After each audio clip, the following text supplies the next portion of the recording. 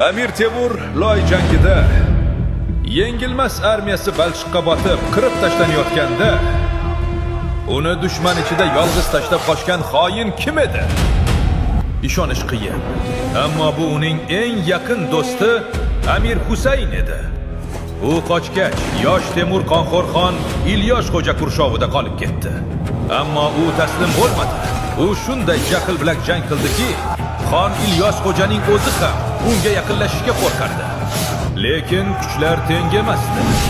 Sodiq amirlari Malik va Hamdami yolborgachgina u chekinishga ko'ndi.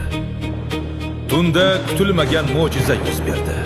Jala va Balchiq dushmanni ham butunlay holdan to'ydirgan. Ular qonli loy ustidayoq qulab uxlab qolishgandi. Temur shu zimistondan foydalanib daryoni kechib o'tdi va qopqondan qutuldi.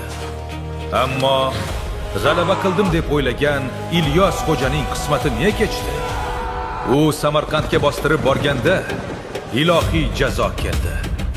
Mudhish vabo tarqalib, uning barcha otlari qirilib ketdi. Dunyoni titratmoqchi bo'lgan G'olibxon sharmandalarcha o'z egar jabduqlarini orqalab piyoda qochishga majbur bo'ldi. Ammo shu qonli loy ichida hammaga ishonuvchi yosh yigit o'ldi va o'rniga dunyoni yondiruvchi yengilmas Jahongir tug'ildi. Xo'sh, xiyonatkor Amir Husaynning qismati ne kechdi? Temurning olovli qasosini o'tkazib yubormaslik uchun hoziroq obuna bo'ling.